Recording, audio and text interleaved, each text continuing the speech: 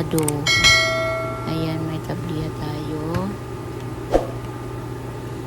Krima. At meron din tayong evaporada. Siyempre, di mawawala ang asukal, mga palanglang. Una, magpakulo muna tayo ng malagkit.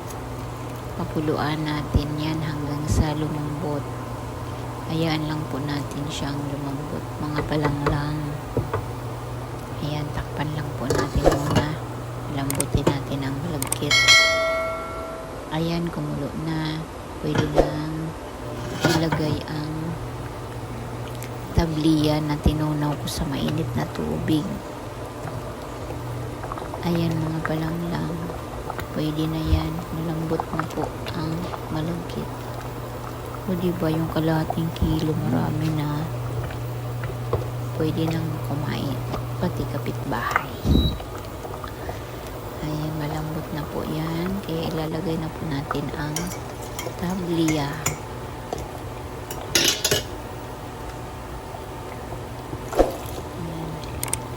Ayan, anyan po yung tabliya. Halu-haluin po natin yan ng maigi para mahalo din siya ng maayos dun sa malagkit. Mahalo ng maigi. Ayan, pagkatapos ilagay na po natin yung krema. Alam nyo mga palanglang, hindi talaga kami gumagamit ng gata kasi sumasakit yung tiyan namin sa gata. Kaya krema po ang pinangpapalit ko dyan sa gata. Lagyan muna natin siya ng asukal, mga palanglang. Ayan. Tapos, tikman natin kung dahan-dahan lang po yung paglagay ng asukal para hindi masyadong matamis. Dan halu-haluin natin yan. Tapos, tikman natin kung okay na ba yung tamis niya. Halu-haluin lang po.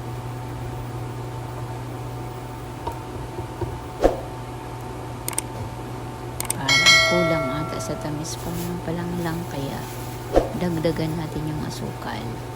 Nasa sa inyo po yan kung gaano po katamis ang gusto nyo. Ayan. Pwede na yan. Pwede na yung tamis niya. Kaya ilagay na natin yung krema. Ayan, hindi po talaga kami gumagamit ng gata. Kaya yan po yung substitute ko sa gata. Krema po.